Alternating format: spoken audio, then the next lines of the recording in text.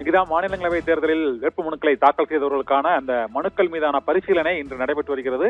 இந்த வேட்புமனுக்கள் பரிசீலனையின் போது அதிமுக தரப்பில் முன்னாள் அமைச்சர் தம்பித்துரையின் வேட்புமனு ஏற்கப்பட்டது. இதே போல முன்னாள் மத்திய அமைச்சரும் பாட்டாளி மக்கள் கட்சியின் தலைவருமான அன்புமணியின் மனுவும் ஏற்கப்பட்டது. அன்புமணியின் மனுவை ஏற்கக்கூடாது என்று டாக்டர் ராமதாஸ் தரப்பில் சுவாமிநாதன் தரப்பில் முறையீடு செய்யப்பட்டது. ஆனால் அவர்களுடைய எதிர்ப்பு குரலில் எந்த விதமான முகாந்திரமும் இல்லை என்றும் சட்டமன்ற உறுப்பினர்கள் முன்மொழிந்ததன் அடிப்படையிலேயே அவரது மனு ஏற்கப்பட்டிருக்கிறது என்றும் அவரது மனுவை நிராகரிப்பதற்கான சட்ட ரீதியான காரணங்கள், விதிமுறைகள் ரீதியான காரணங்கள் எதுவும் நிரூபிக்கப்படவில்லை என்பதால் அன்புமணி ராமதாஸின் மனுவையும் ஏற்பதாக மாநில அந்த வேட்புமனு பரிசீலனையின் போது தேர்தல் அதிகாரி அறிவித்திருக்கிறார்.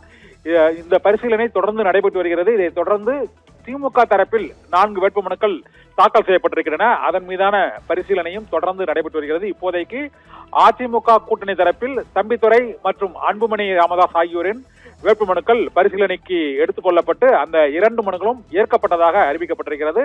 திமுக தரப்பில் திமுக கூட்டணியில் காங்கிரஸ் கட்சியில் போட்டியிட்ட கிறிஸ்டோபர் திலக் மற்றும் திமுக வேட்பாளராக போட்டியிடும் திருச்சி சிவா மற்றும் கான்ஸ்டன்டைன் ரவீந்திரன், மேலும் தேமுதிக தரப்பில் போட்டியிட்ட LK சுஜீஷ் ஆகியோரின் வேட்புமனுக்களும் இன்றே பரிசீலிக்கப்பட்டு அந்த மனுக்களும் ஏற்கப்படும் என எதிர்பார்க்கப்படுகிறது. தொடர்ந்து வேட்புமனு பரிசீலனை நடைபெற்று வருகிறது. அன்புமணி ராமதாஸ் மனுவிற்கு எதிர்ப்பு தெரிவித்ததால் அந்த எதிர்ப்பு மனுவையும் பரிசீலித்து இப்போது முடிவு அறிவிக்கப்பட்டிருக்கிறது. அதிமுக கூட்டணியில் 2 மாநிலங்களவை எம்பிக்கள் இதன் மூலம் தேர்வு செய்யப்படுவது உறுதியாகி இருக்கிறது. அன்புமணியும் தம்பித்துரையும் வரும் 16ஆம் தேதி போட்டியின்றி தேர்ந்தெடுக்கப்பட்டதாக அதிகாரப்பூர்வமாக அறிவிக்கப்படுவார்கள். நிகிதா.